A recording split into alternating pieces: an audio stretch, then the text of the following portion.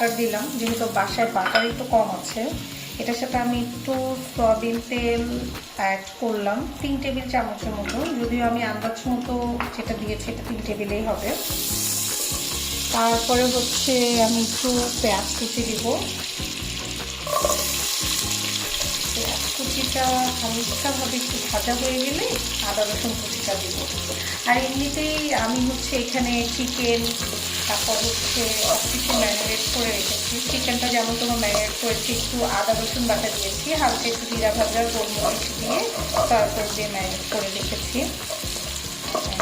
পেঁয়াজটা একটু ভাজা পর্যন্ত অপেক্ষা করবো। পেঁয়াজটা হালকা একটু ভাজা হয়ে গেলে আমি বাকি ভেজিটেবলসগুলো দেওয়া স্টার্ট করবো।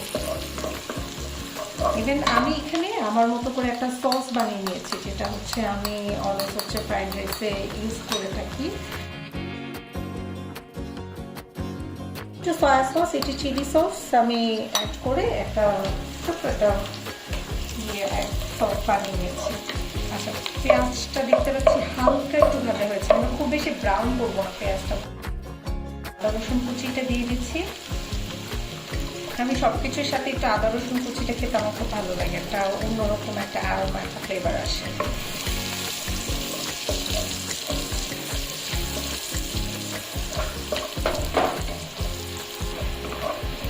এটা তো খুবই সহজ।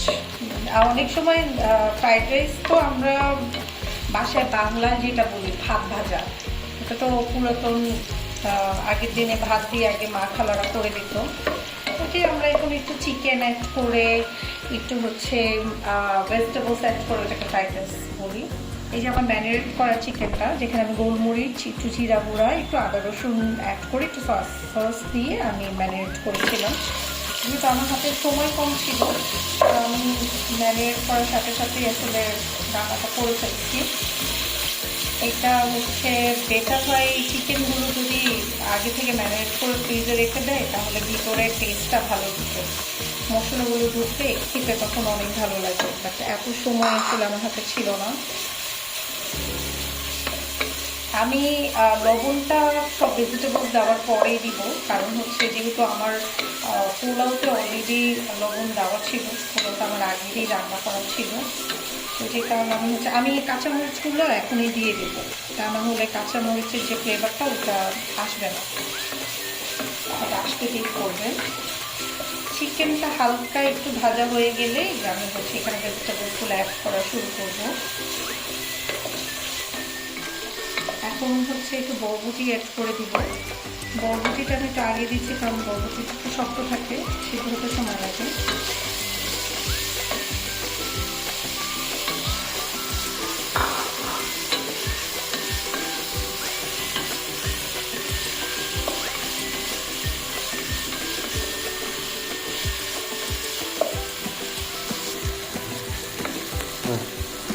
এখন 1 কাপ পরিমাণ মতো গাজর কুচি দিয়ে দিব বরবটি পর করে। বরবটিটা হালকা ভেজে গাজর কুচিটা দিয়ে দিতে হবে।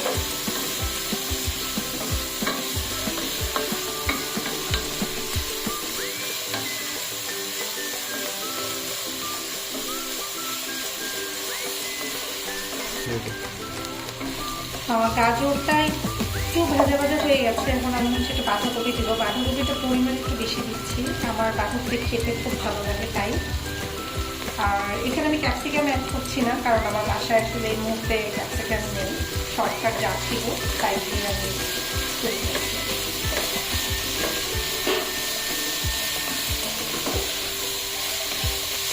এবং এটা কিন্তু খুব হাই হিটে করতে হবে, লো হিটে আস্তে আস্তে করা যাবে না।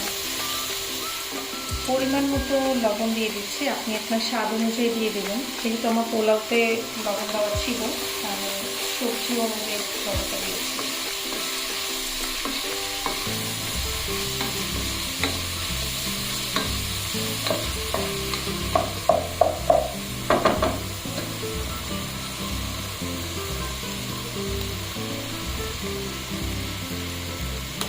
এখানে আমি এখন হচ্ছে 3টা ডিম দিয়ে দিব।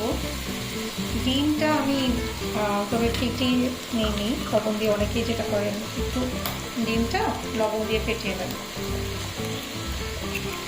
আমার হাতে যেহেতু সময় কম, এত কিছু করার এখন টাইম নেই।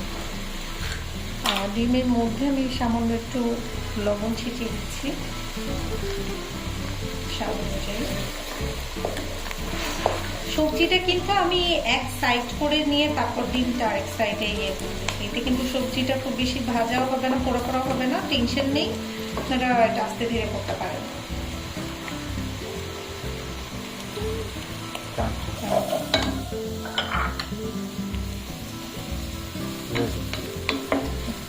সামান্য একটু মাশরুম অ্যাড করে নিচ্ছি।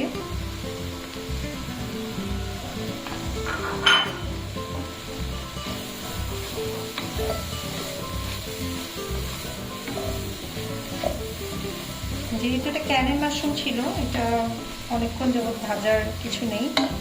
পরপরই হচ্ছে আমি আমার হাতের তৈরি যে সসটা আছে, সয়া সস, একটু চিলি সস মিক্স করে আমি এটা রেডি করেছিলাম, ওটা দিয়ে দিব। 1 চা চামচের একটু বেশি, 1 চা চামচ, আরেকটা হচ্ছে 1/2 চা চামচ।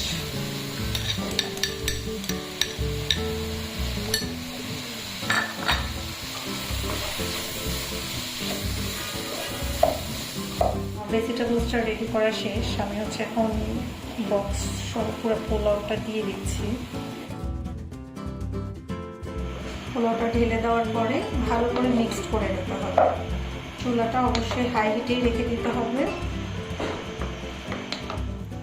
ফ্রাইড রাইসটা কমপ্লিট। সবার শেষে হচ্ছে আমি পেঁয়াজ কলিটা অ্যাড করে দিচ্ছি। পেঁয়াজ কলিটা একটু মিক্সড হয়ে গেলে 1-2 মিনিট রান্না করে নামিয়ে ফেলবো।